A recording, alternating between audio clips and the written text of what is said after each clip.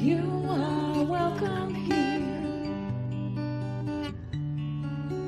just the way you are. No more hiding tears, no more covering scars. You are welcome, holy welcome.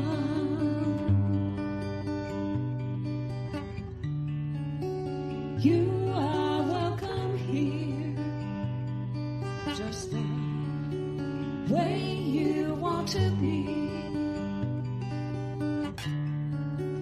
Bring your deepest hopes and all your wildest dreams.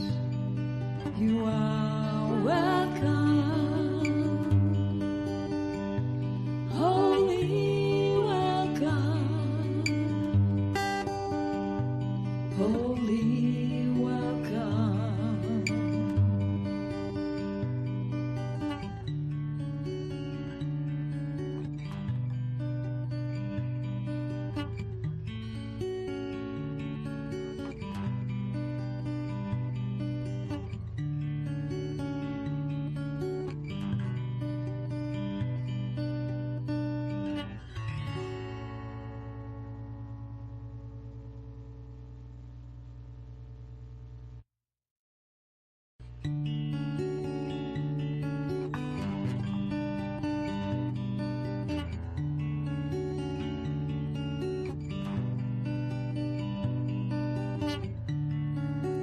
You are welcome here, just the way you are. No more hiding tears, no more covering scars. You are welcome, holy welcome.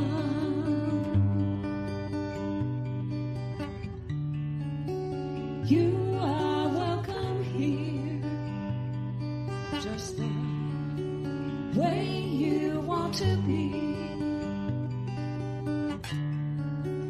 Bring your deepest hopes and all your wildest dreams.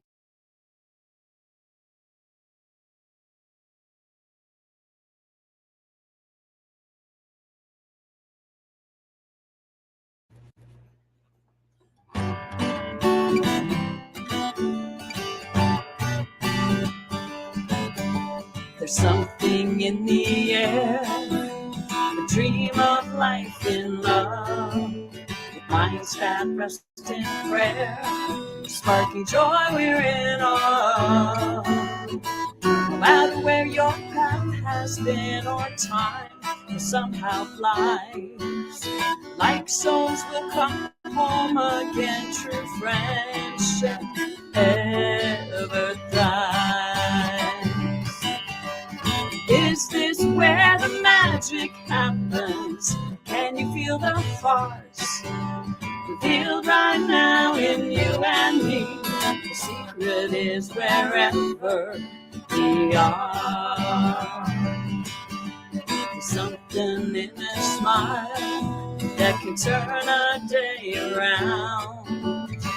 Moments so worthwhile when we find common ground. No matter what the day might bring, right here we can align, knowing that we will be seen as perfect, whole, divine. This is where the magic happens. Let's feel all the hearts, from close to me and me to you.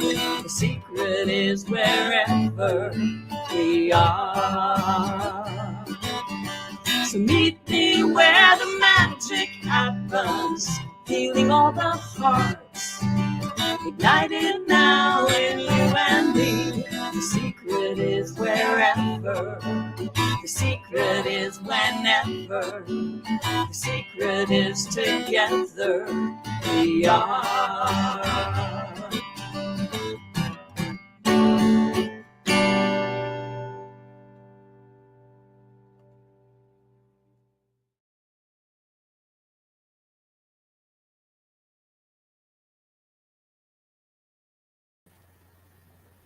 Good morning and welcome to CSL St. George on this beautiful, beautiful Christmas Eve Sunday.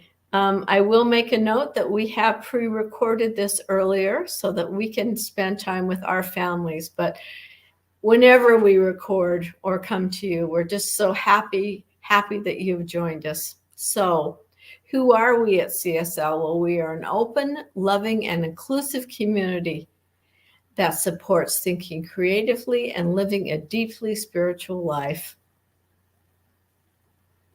So our service team today, we have Marina Anderson, our core council president behind the scenes, making everything happen. My name is Gwen Hadley. I'll be hosting today. Our very own music by Alan Stanley. We're always so grateful to have him. He gives it his heart and soul. Our invocation and reading will be provided by our own practitioner, Sue Fulmer, and then, of course, our senior minister, Joe Kovach. So that's the team today. So, Alan, welcome, my friend. Hello. Hello, Gwen. Hello, everybody. Good. Take it away, Alan. Thanks. Well, we're going to start off slow and easy and sing along. And a friend of mine wrote this song. She lives near Nashville now. She retired and moved out by the Tennessee River. But then we'll break off and Sue will offer our invocation. We'll come back and sing a couple more verses. So sit back, relax. Welcome.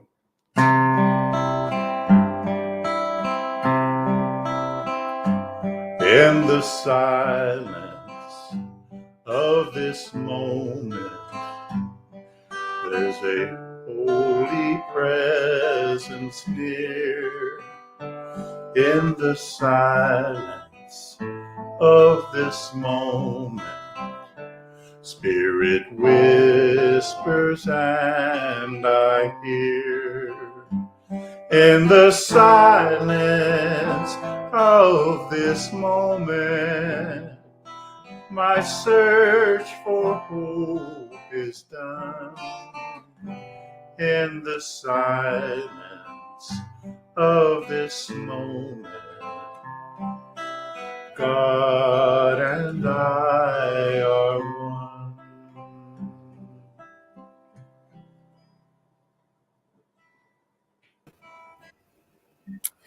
So in the silence of this special moment, let's join in prayer. We believe at CSL in the wholeness. And so I speak in the first person with the I, and now knowing that is all of us, all in the wholeness of the I. So join me, take that deep breath of life, and in this perfect moment, I recognize the presence. I recognize the sweet spirit that I call God. And I know that that is the eternal creator, universal intelligence, and loving Mother, Father, God. And I recognize that same spirit within me, giving me life, being part of that life, as all is one and God is all.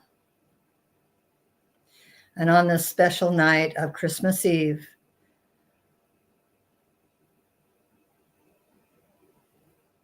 I feel the importance and the beautiful drama of the Nativity, knowing that the Holy Spirit has manifested in light to the world. The Christ was born as a way shower, and we honor and love that example, knowing that the way has been prepared that we might too experience the Christ consciousness within each of our hearts, that we may live in Christ consciousness and in wholeness. And right now, in this very moment, I feel the accomplishment, the light, the love, the fulfillment of that Christ consciousness within me and within the world. And knowing there are those in our world who are suffering, that have no idea about the joy and the peace of this consciousness. And so we live a life that sets an example and bring our brothers and sisters into the fold of love.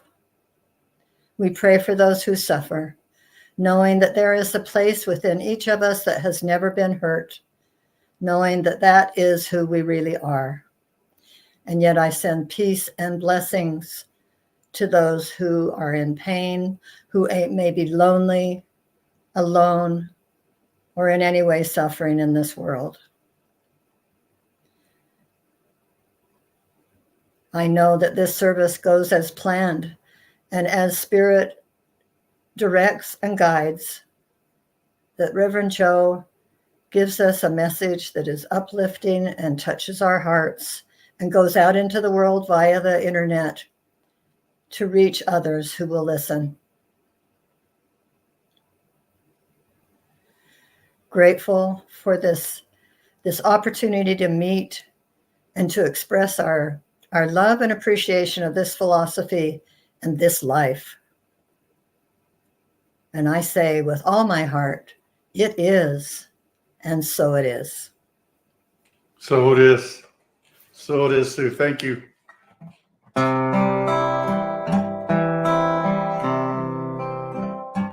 In the silence of this moment, there's a holy presence near.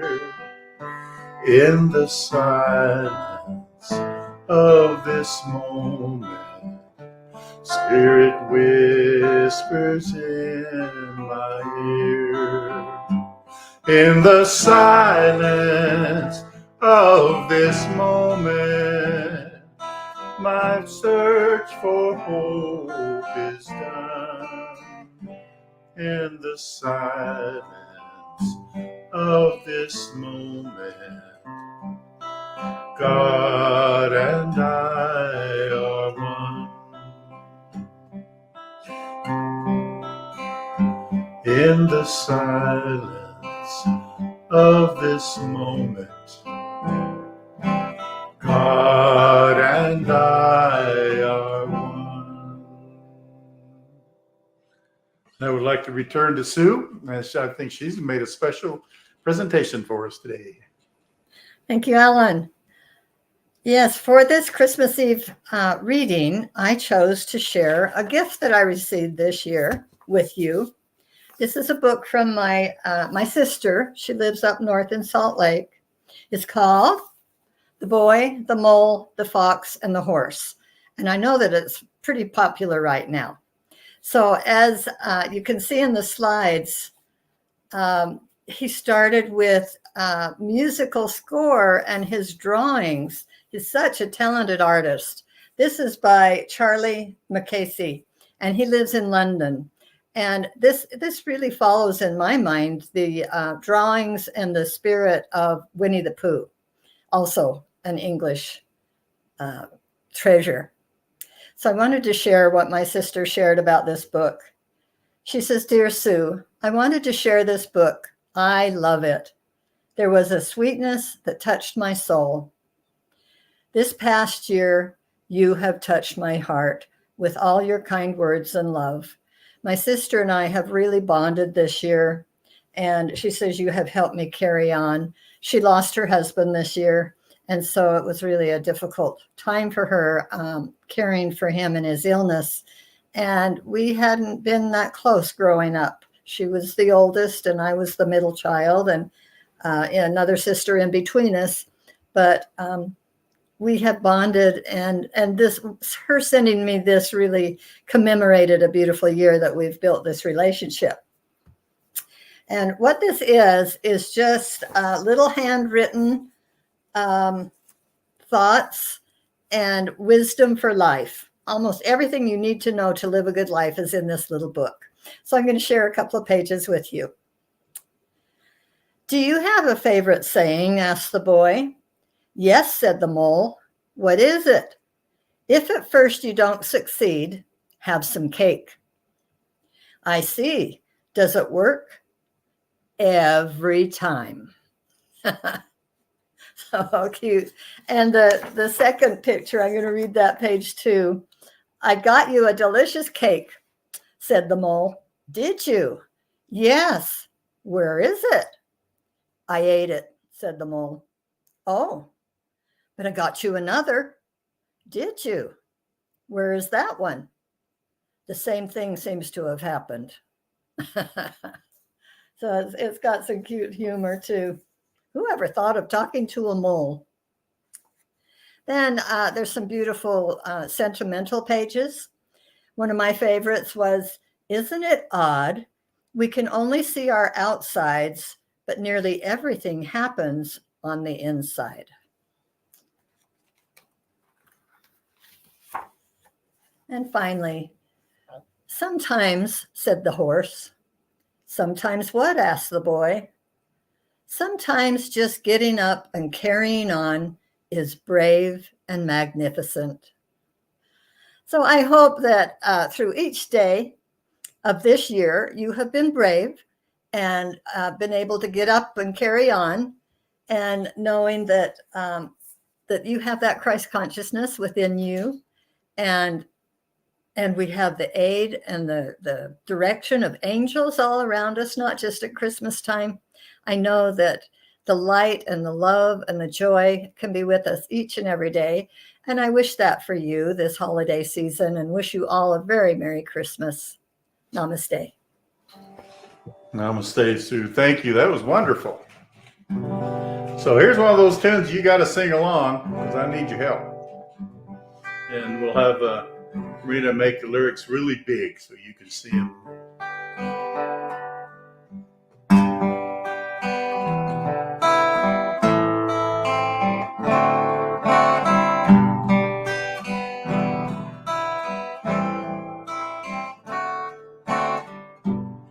Have yourself a merry little Christmas. Let your heart be light. From now on, our troubles will be out of sight. Have yourself a merry little Christmas. Make the Yuletide gay. From now on, our troubles will be miles away.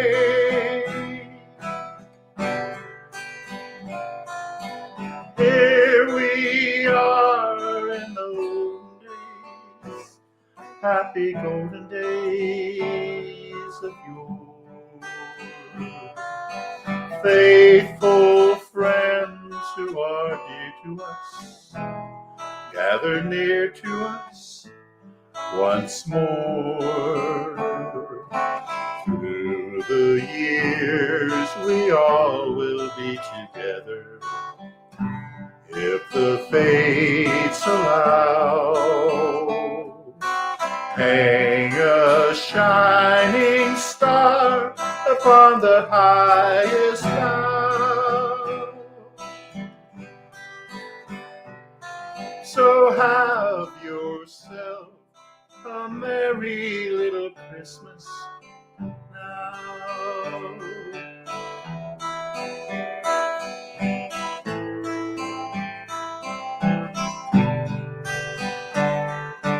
Here we are in the olden days, happy golden days of yore. Faithful friends who are dear to us, gather near to us once more. Through the years we all will be together, if the fates allow. Hang a shining star upon the highest bough. So have yourself a merry little Christmas now.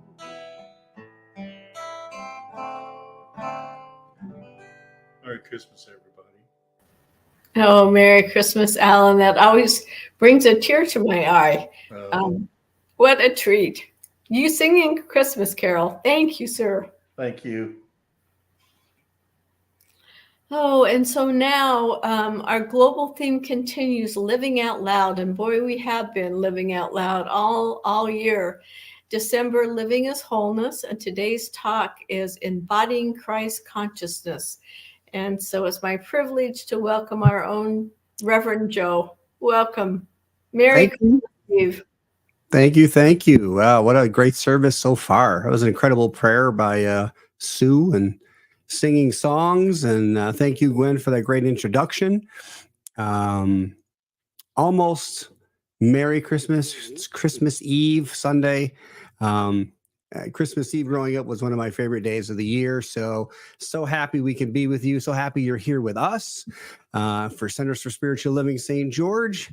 And I do want to thank Eugene Holden for filling in and being our guest speaker last week with his brilliance and wisdom. Thank you, Eugene, from the bottom of my heart. You have always supported our community with such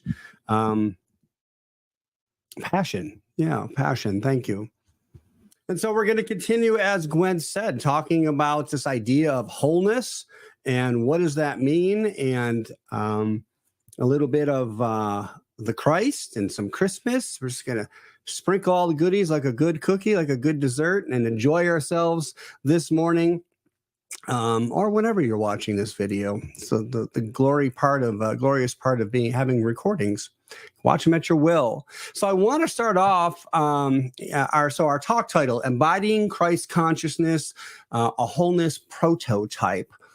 And I want to start off by reminding us of this quote that we've used each week from Ernest Holmes: "The spark which burns at the center of our own soul is caught from the living and eternal flame of spirit." That's spirit with a capital S, the creator, God, source.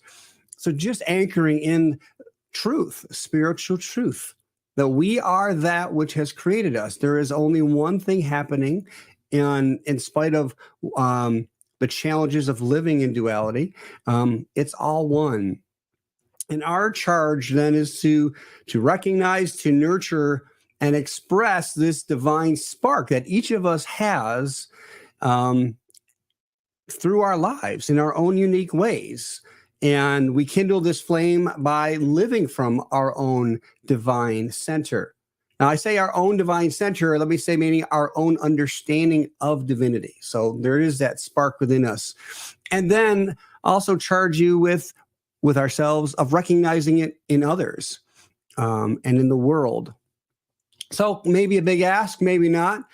And we're going to talk today about the inner Christ. And whenever the inner Christ or God's perfect idea of us is recognized or amplifies, it calls to us.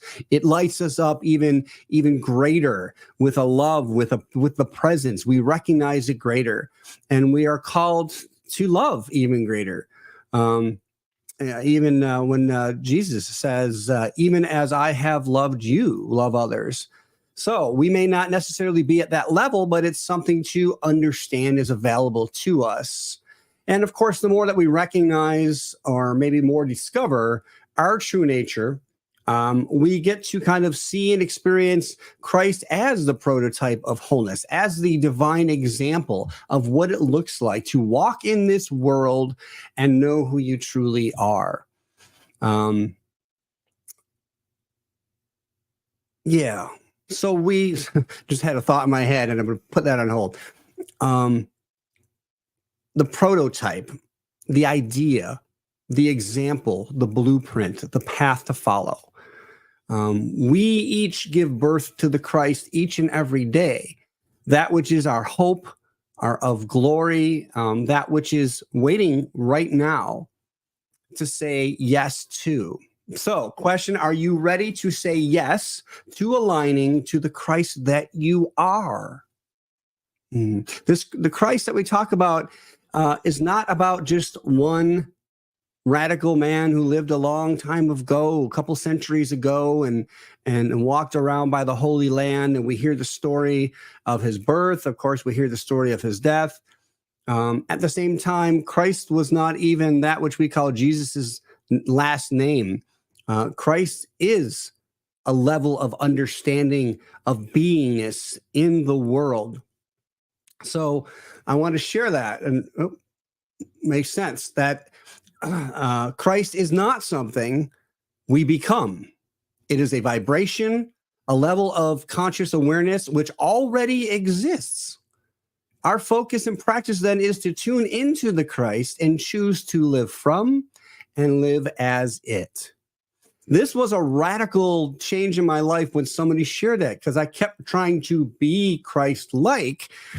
And they pointed out that it's not something to get to. It's not a level like I'm going to crawl and if I do this, and this, there it is, like a game, like I level up. It's already in each and every one of us, whether we're aware of it or not. We could be living completely in opposite of the understanding of it, but it's still there for everyone to open to align to. Now, we're talking about the Christ. And again, how does that play within the wholeness? I'm going to go backwards because I was out of order. I added this quote in at the last minute because I liked it. It's from Thomas Troward, who was one of Ernest Holmes' teachers. And he says, because the originating life principle is infinite, it is a single unit. And consequently, wherever it, capital IT, it is at all, the whole of it must be present. So that kind of anchors this understanding that even this level, whether we call it Christ consciousness, or maybe there's a level of Buddha consciousness and so on, that it's still all right here. It has to be. That is the way this world has been created. If there's only one source of all that is, then it must be everywhere present. And Thomas Troward was just anchoring that in. So the same ideas that Jesus of Nazareth was taught, that he learned and he practiced and he embodied it. He got it. And he definitely had some help. He wasn't on his own. That same knowledge and wisdom is available to us right here, but we seem to make it a lot harder for ourselves sometimes than we need to. Now, Jesus was able to tap into a vibration of energetic love that animated his whole beingness.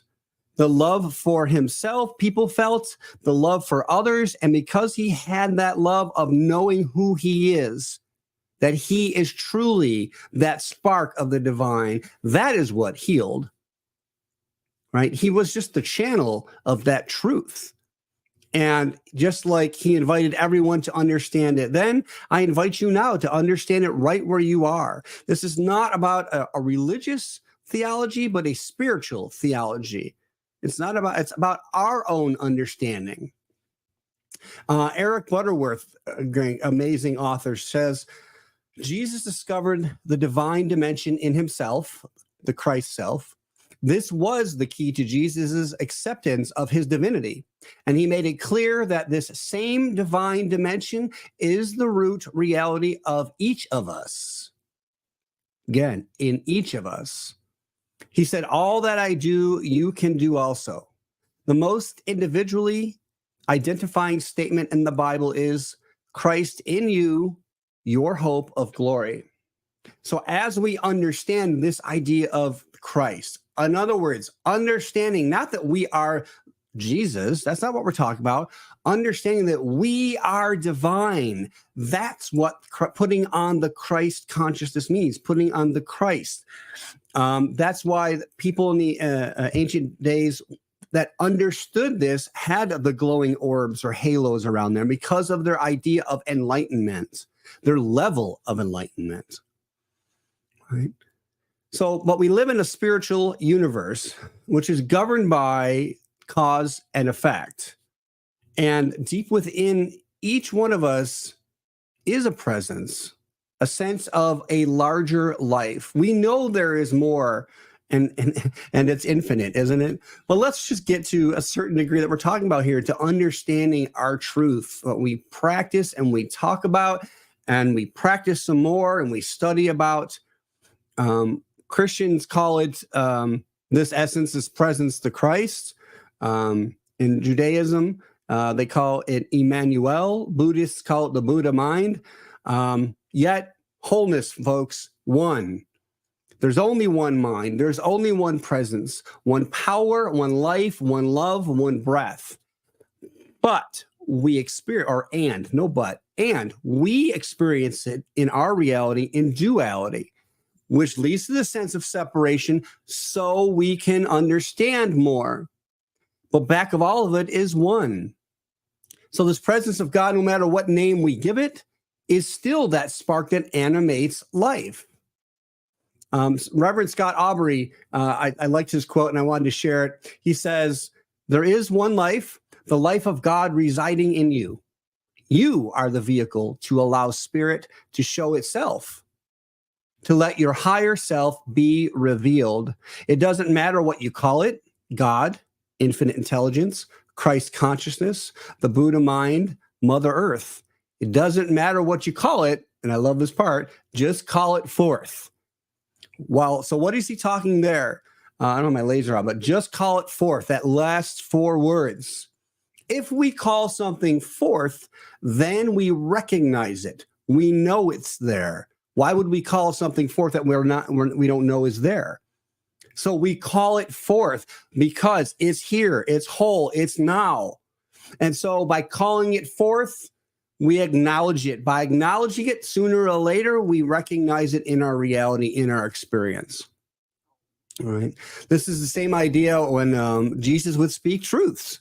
And he spoke, "The Father and I are one." He spoke that. This is the same understanding, right? And I recall one time laying in bed. I was just couldn't sleep, and I had my head down. I sleep on my stomach a lot, and I was just contemplating life. And for whatever reason, that phrase popped in my head. "The Father and I are one." And in that instance, I had a fraction of a second or two of just understanding that fully. Just boom, I got it. There is no separation. And, I could say that in words, but, it's an ineffable feeling. But it comes. It's there. It's truth. I felt it. Right? And so Jesus taught that it is in one life that we all live, move, and have our being. Right? One. Right? The idea that Christians practice is he is everywhere. And that really comes from, the sense of wholeness. But he wasn't the only one. He was probably the greatest example of someone understanding, at least that we're aware of in, how do I say it, in popularity? Because I have no doubt that there are people that have that wisdom now. But he chose to not only understand that, but go out and teach from that, which obviously caused him some problems, because there's some people that didn't want people to feel empowered, to recognize that you don't need anyone. You are yourself. And I don't mean that we don't need to interact with others, but it's all within us. That's what we talk about all the time. For Ernest Holmes, he says, "The Christ means the entire manifestation of God. And we put on the Christ to the degree that we surrender a limited sense of life to the divine realization of wholeness and unity." So again, how much can we understand and embody this? To put on the Christ consciousness, to understand, it's up to us to take a look at our beliefs that limit us, that believe we're separate, that believe we're not good enough, that believe we're not that. And folks, that is not what we're teaching here. That is not what we believe here. I know you know this. That's why you're tuned in this morning. You recognize within yourself the wholeness. And if we really got quiet, and I truly believe this in everyone, that there are examples in all of our lives that show us this truth that we say, I don't know how it happened, right? Well, that's God being one. Even just, we can have fun with it, right? How many times have you gone to call someone and they call you? Because it's just one energy, one essence, one voice. It's all one. Now, we can't talk about the Christ without talking a little bit about Christmas, which is the Christmas celebration of the birth of Christ. Now, we're going to look at that a little differently today. But in essence, Christmas is the amen to creation, to the Christ presence, which is wholeness. Right? It's important for us to remind and refresh ourselves that there's a new beginning in each and every moment, that we can wake up to this Savior. And we don't believe in saviors, but that was, where it comes from. This, in other words, this idea that would save us from the duality and the separateness. We can use that word in those terms, but what I know is I'm going to say open us up to, right? Because we're not truly suffering. And I believe Sue said that, right? There's something within each of us that has never been hurt. That's truth. And it's hard to believe that. Some of us are living some tough damn lives, and I get it. And this teaching is freedom from that, for realizing that it's truly available to us. But it does take a little work, about kind of the image of just snow plowing back home, like plowing the driveway so you can get out, so you can let in as well. So Christmas is taking on the qualities of Spirit, the Christ, without boundaries, of just recognizing who we truly are. Joan Chittister says, Christmas, the remembrance of the birth of Jesus, is not a remembrance at all. It is an awareness that grows in us from day to day, all our lives. Christmas, this consciousness of eternal life alive among us, is not a feast day. It is a ferial day that never ends. I had to look up the word ferial. So basically, kind of like it's a holiday, a holy day that never ends. In other words, it's always, every day is Christmas. Every day the wholeness is available. Every day we can put on the Christ and know who we are, what we are, how we serve, and we know others and we see others as well. So in the Christmas story, in one of the Christmas stories, Jesus is presented in a manger. And of course, we know that he grew to be this great prophet. And in New Thought terms, he was a prophet of oneness, and he empowered people. He empowered people to see and recognize the Christ within ourselves, the love, the hope, the glory. He used many words because, again, it does no good to talk over people, to use fancy words, and then we're like, what is he talking about? And that's why, when I deliver my talks, I really do my best to say things in multiple levels so that everybody can hear the truth that I'm aware of anyway. And so we can look at him as that kind of a prophet, in the sense of he was he was a bringer of wisdom, in the wisdom of the love of God that is our lives and who we are. And he spent his whole life teaching that and being a beautiful example of that. So I have a story. There's a beautiful story about a small statuette in a pawn shop. A man was browsing the shop, and amid the clutters of jars and ornaments and other things, he found a little statue of an angel holding the hand of a young boy. The man was inspired to rescue it from the oblivion of this antique shop, and he took it home to give it a place of honor among his Christmas decorations. The piece was chipped and dirty, but he began cleaning it up and covered it with white glistening paint. Then he painted the wings of the angel and the hair of the little boy with gold. Little by little, with each brushstroke, that dingy old statue was transformed into a thing of beauty. Now, isn't this what happens for us at Christmas? We come to the end of the year, perhaps a little chipped and dirty from our struggles all year, and then Christmas inspires us to repaint the angels of our own nature with love and joy and peace. I love that story.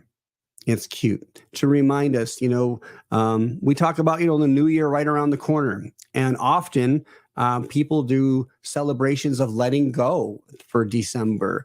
We did one as a leadership a couple weeks ago. We call it a burning bowl ceremony.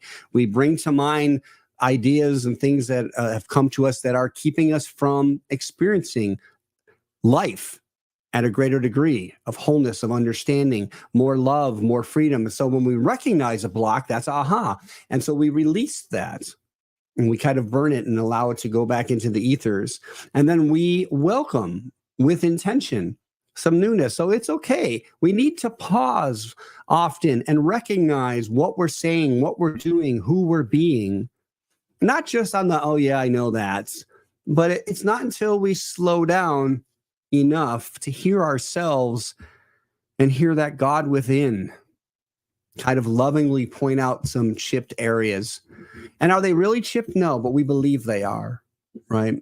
And so through the healing of truth, we are in essence reborn in the Christ. And that is the power of practitioners who hold the truth, this truth that we're talking about right now. That's what does all the healing. We're just avenues of kind of almost like amplifiers, amplifying that signal so that, people can hear it and people see it in our lives. So the chips and so forth. What came to me while writing this talk, being a school counselor, we prepare for this time of year because it's often very difficult for families who, especially those who have had either traumas or family transitions. Family members have made their transitions during this time. And often it's a time of sadness and struggles. A lot of people are celebrating and gift giving, but if you don't have enough money to participate in it that way, we feel separated from the masses and so forth. And so what came to me was just to mention this idea of forgiveness. Forgiveness may be the toughest, most resistance-laden thing we ever do. And I'm talking about first, of course, we can begin with, it doesn't matter which way we begin. We can forgiving others. Often that's where we start with because we blame others. And it's good to forgive people who have hurt us or wronged us or belittled us or felt that we feel like they've disempowered us in some way, or they point out our imperfections, or they laugh at us. When we're holding back our love for other people, we're only holding back ourselves, our love for ourselves, right? I think Buddha was the one that said, holding on to anger is like taking poison and expecting the other person to die. It's the same thing with forgiveness, right? If I'm not forgiving you, I'm still angry. I'm holding on to something that's happened in the past, but I'm keeping it in my present. I give you permission to let that go. I give myself permission to let that go. Okay. But now let's turn it within. Let's look in the mirror and work on. Sometimes I don't like that word. Practice forgiving ourselves. Why? And I just wrote a list of things I felt in the moment for not being good enough, for not being smart enough, for not being able to reach that goal, for hurting others, for not apologizing when I knew I should. I knew it was the right thing to do. For disempowering others when we could have shown them love. For not taking care of ourselves and loving ourselves. So what I do know about the practice of forgiveness is that it's a spiritual practice. Let me say that again. Forgiveness is a spiritual practice. And when we practice it, it can be the most liberating, life-changing, powerful spiritual practice we ever do. And coming back to this idea of Jesus, the man, who walked around with this idea of forgiveness because he knew people needed to hear that. It wasn't that he walked around with the power. He just understood who he was, who God was. And therefore, if someone needs to hear your sins are forgiven, then there's nothing wrong with that. He wasn't judging them. We know that. There's too many stories and parables of him not judging. His message was of love and only of love. love of Spirit of God for us and through us and as us. And he showed this time and time again. He showed how to forgive. And he also showed about working for himself. Through my spiritual studies, and I like to remind people about this, we learn to read the Bible in a different way. I don't want to say the correct way, but that opened up a whole new meaning. And one of the things was in the Bible, there are certain codes, not secret codes, but you have to be understanding of how they wrote back then. And one of the things was often he says in the Bible, it'll say he went something like he went high on a mountaintop. And what that stood for was he went away from people to work on himself, meaning to get clear, to meditate, to, because when we're in the messiness of it, as a counselor, I deal with a lot of the messiness of life. And I have to practice my spiritual practices to make sure that I realize and I'm an anchor of this divine Christ, of the love that God is, and keep that fresh in my awareness. And that's what he was doing as well. But it's so easy to just not believe in ourselves. And for that, I have a Rumi quote of the week. I don't know if I could keep doing this every week, but I love it. So Rumi says this, and I've never heard this one before. He says, "You are the honored guest. Do not weep like a beggar for pieces of the world." You are the honored guest. Do not weep like a beggar for pieces of the world. This world is yours. It's mine. That's why we've been given the divine power of co-creation. So I'm going to ask you as your spiritual practice to work on this letting go, of forgiving ourselves, of loving ourselves. I think, firstly, we need to do that with ourselves first. And then coming from that inspired, loving place, it's so much easier to let go of others because it doesn't even matter anymore once we love ourselves. And there's no one way or right way. There's no one size fits all way to just forgiveness. There are a lot of methods, and seek them out. I will not say there's one way, but meditation is good. I like having conversations with myself and with God. These are things I do. So let's work on that. A quote to kind of anchor is the relationship between God and Jesus unique? Of course it is, but so is yours. The relationship between God and every human being is unique and irreplaceable in ever new variations of the Christ theme. So for many people, this whole Christ idea is kind of like a theme, a journey of consciousness where we kind of have to travel, and we do get to this level of understanding. And we've heard this story time and time again, very similar to the hero's journey, just in a more spiritual, life-affirming way. Okay.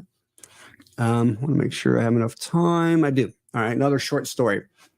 It was a cold December day when a shopper during the same busy Christmas season we are all experiencing paused on her rounds and was touched by the sight of an unshaven, homeless old man sitting on a park bench. His jacket was threadbare, and he had a paper bag around his neck to keep out the cold. She just stood there and sorrowed for the man. About that time, a young girl was passing by, and she stopped and removed a woolen scarf from her neck and wrapped it around the man's neck and quickly slipped away. This pure, childlike expression of the indwelling Christ's power not only comforted the old man, it transformed the woman who witnessed the gesture. She made a commitment to not live her life as an idle spectator, but to wrap others in compassion, love, and understanding. So I like this one. At first I read it and I was like, oh, it kind of sounds like one of those Hallmark stories that just want you to feel good. But what I like about this particular story is it makes the point of we're not just doing nice things for other people, in essence, like that person, but again, the energetic effect, we're all one. So her positive lovingness not only helped the man who was definitely in need, but it's obviously this woman who was simply idling, watching by, needed a little healing too. Instead of just watching and feeling sorry doesn't help anybody. If anything, it really just feeds what is. I'm giving attention to the circumstance and feeding your circumstance. Oh, you're sick? Yes, you are sick. That must be so bad to be sick. And all I do is talk about sick, sick, sick. Instead of bring about, I know your health is right around the corner. Your health is now, that you are divine. It is right here, right now for you to take and hold of and know that you are well. And in essence, this girl she just did it. Boom. This man needed something. She stepped up and helped. And I believe that every one of us, I know we do that, and yet we can do it more. And one of the things is, honestly, it may not necessarily be the action part of going and putting the scarf on, but withholding from that negative judgment of seeing only a quote, quote, beggar, okay, and seeing another divine being of wholeness right there having a life. And how can we assist? Our consciousness does change the world. It's all one. So as we close, I want to close with just two more quotes that I think will help. Well, I know will anchor us in here. One, and this is by Theodore Nottingham. He says, "Let us come into this holy place cleansed, purified. That's how we honor the divine within us, which invites us to clothe ourselves with the Christ. It isn't an unapproachable metaphor. It means to think like the Christ, live like the Christ as a compassionate, forgiving person. Each one of us is called to put on the Christ, to find our true self, our true identity, our true joy." And I love the fact that that end was joy, because when we identify and align with this Christ of who we are, it's pure freedom. And I say that from that moment that I felt it, that it was just nothing mattered. It was pure joy. All the stresses and things that we have our energy attached to, the responsibilities and the rules and the regulations and the needs to and the should-haves and the couldas was gone. And it allows us, when we're aligned with that, to then walk in this world of duality in a much different way, in a free way, in a whole way.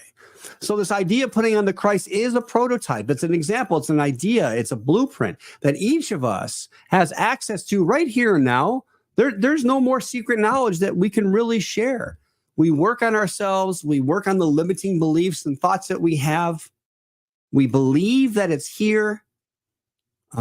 We know that it starts with us.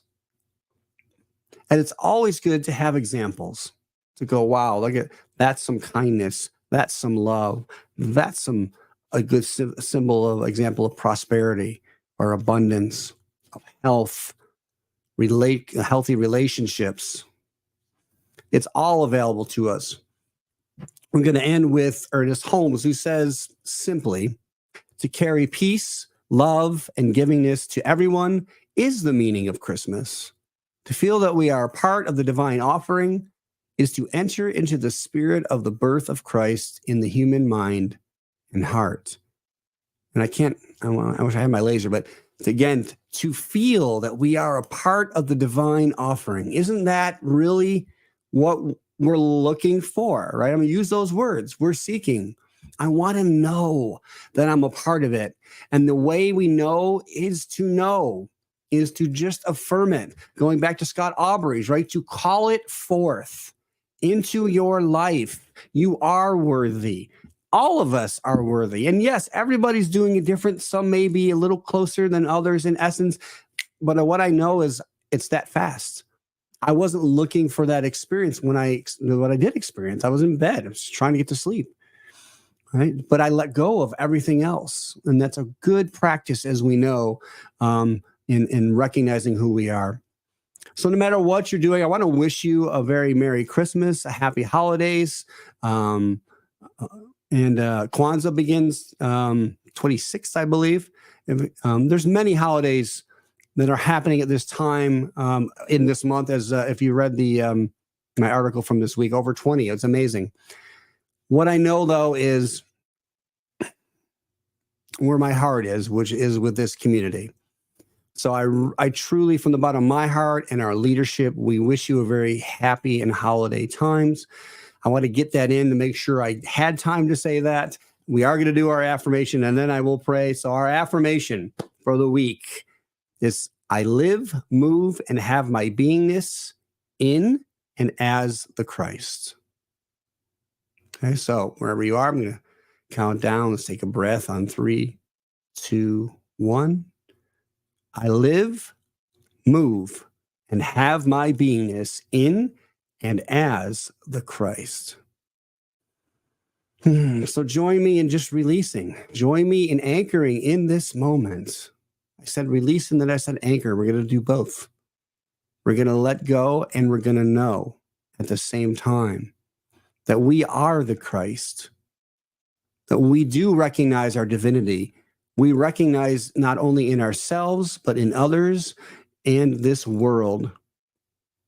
What I know to be true is there is only one life that is happening, one source, one energy, one essence, one power, and one presence. Call it God, call it what you will. And like Scott Aubrey says, call it forth. I call it forth now to show itself in this world as divine love. Right now, whoever is listening, that it shows in their life now, because I know it to be true. It is present. It is here. It is now. It is unique to each and every one of us. What a blessing. And yet it is the same. It is whole. It is the presence that lights the fire and the flame of life in all that we exist within this reality, in every person, in every being, all life, all one. What a sacred and beloved wholeness and the prototype of the Christ. We are grateful for knowing this, and there are many other examples that we can turn to and recognize that they knew truly who they were in truth, what they were in truth. Who are they? They are the divine. What are they?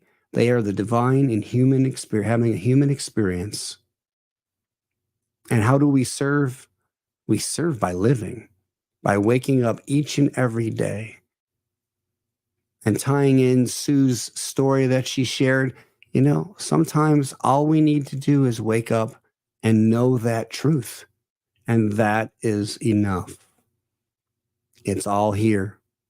Let us align to that now together and affirm it by saying, and so it is. Oh, Rev Joe, I have to tell you, your story, repaint and repair the chips and tears in our wings and bodies. Yeah. It sparked a memory. Oh my gosh. And I had to look it up. So I have to, this is my gift to everyone out there listening. This was my favorite Christmas. It's a book, a American children's book entitled The Littlest Angel. Charles Haswell, first published in 1946 and then again in 62 and 91. It is the 15th best-selling children's book, and what a perfect gift for Christmas. Please read it, The Tiniest Angel. Thank you, and Merry Christmas. Thank you. Great share. Oh, so announcements. Prayer requests. You can see it on the slide. The website, please go and reach out. Our practitioners are more than willing and loving to pray with you, for you, whatever your needs might be. Our next in-service person gathering is going to be on January the 14th. Ooh, a whole new year. Just a reminder again, there's no Zoom conversation today, as our team is going to be with our families and friends on this Christmas Eve morning. You can sign up February's Harmony Day. Email Alan or Marina, and you can see their website and their Gmails on our website and on the newsletter.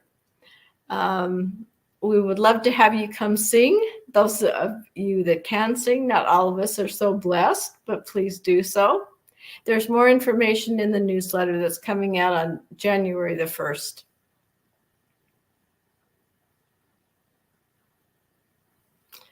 Abundant prosperity, we are in the flow of giving and receiving. There are so many ways that you can help us bring this message to you in this service. You can give by Zelle, bank to bank, which is my favorite. You can give online to the PayPal link or the QR code, or even by mail. However you choose to give is greatly, greatly appreciated. So next week, we have our practitioners pre-recorded, plugged in. So they'll do that a little bit before New Year's Eve so that they can enjoy it with their friends and family. And then the following Sunday, we have Rev Joe back. So look forward to seeing you all again in the new year, 2024. So Marina's going to bring us all up for our closing affirmation. And here we are. And I invite you to share these powerful words with us. If you say them out loud, it makes them even more powerful. Something wonderful is happening through me right now. It is this thing called life.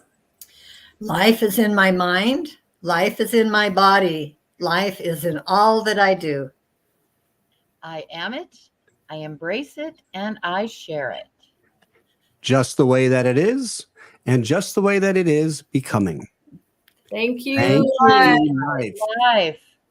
Namaste. We Merry love you. Christmas, Merry everyone. Christmas. Happy New Year. Merry Christmas. Put on the Christ this season. Ah.